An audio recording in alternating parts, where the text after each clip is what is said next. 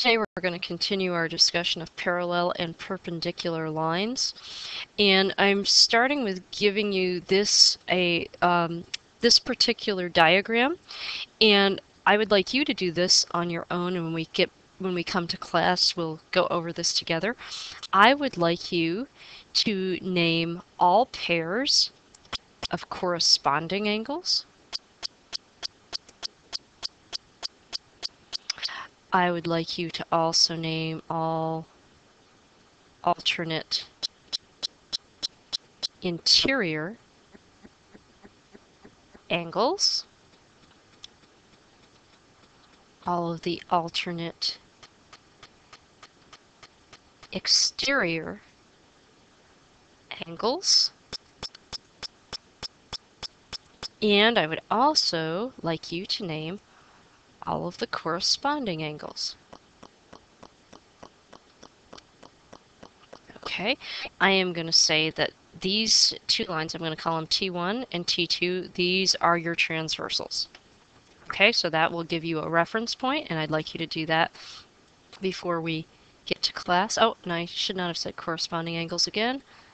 I should have said consecutive interior angles. That's what I meant to say.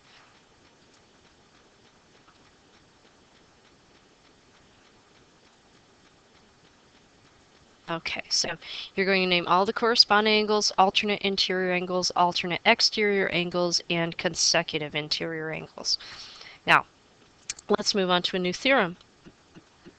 This says if two lines intersect to form a linear pair of congruent angles, then the lines are perpendicular. Well, think about that. If you have a linear pair, it has to add up to 180 degrees. These two angles do. So they have to make a straight line, and if they are congruent, they must each be 90 degrees. So if they intersect like so, each of these angles will have to be 90 degrees. And two lines that intersect at 90-degree angles are perpendicular. Okay, so like if this is line M, and actually we can imagine this line continues on.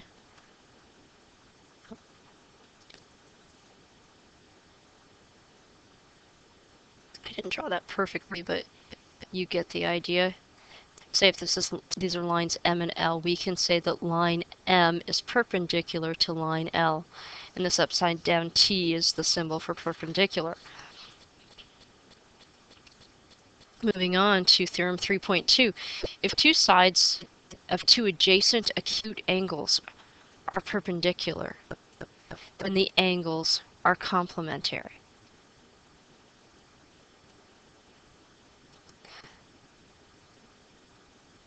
So let's draw a picture of this situation.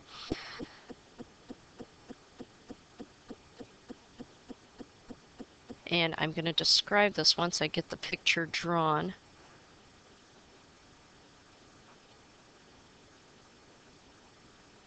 So I am going to draw two adjacent angles in this picture that are complementary. So for instance, this is angle 1 and angle 2. They're both acute angles. They are adjacent. They share this common side. And the thing I'm going to tell you, I shouldn't have mentioned the complementary part yet, but the thing I'm going to tell you is that the lines of each side of the outer part of the angle, not the sides that are shared, but the other sides, that are perpendicular to one another. So if these are perpendicular to one another, think about it.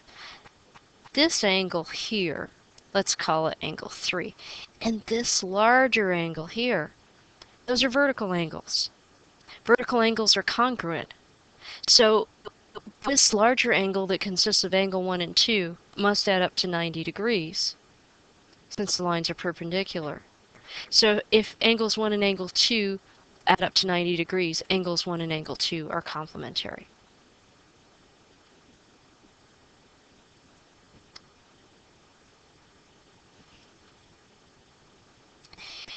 Next theorem. If two lines are perpendicular, then they intersect to form 4 right angles.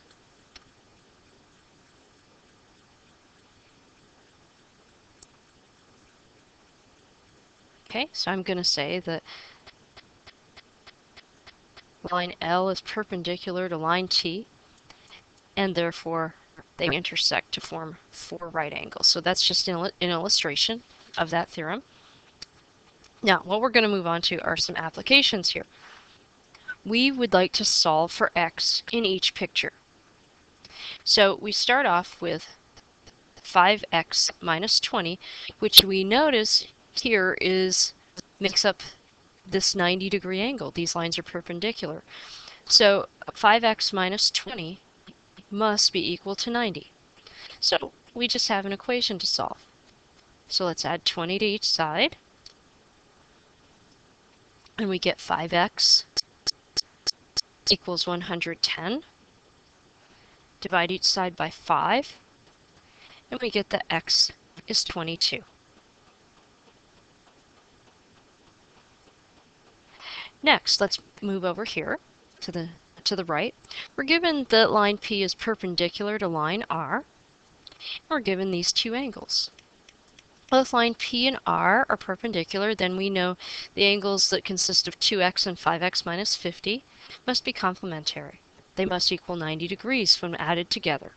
So let's do that. Let's add them. 2x plus 5x minus 50 would have to equal 90 degrees. Let's combine our like terms, so we have 7x minus 50 equals 90. We need to get x alone, so we'll add 50 to each side. And we get that 7x equals 140. Divide each side by 7, and x is 20 degrees.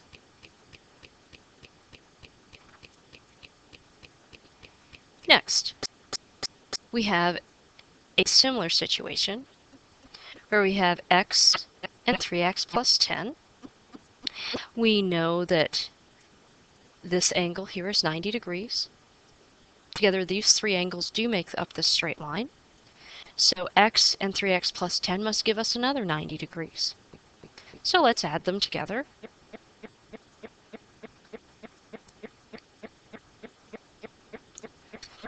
And we end up combining our like terms, so we get 4x plus 10 equals 90.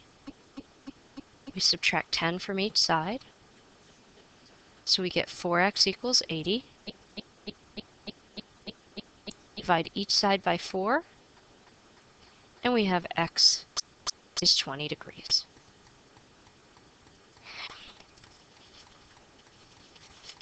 That is it for practice today. We'll see you next time.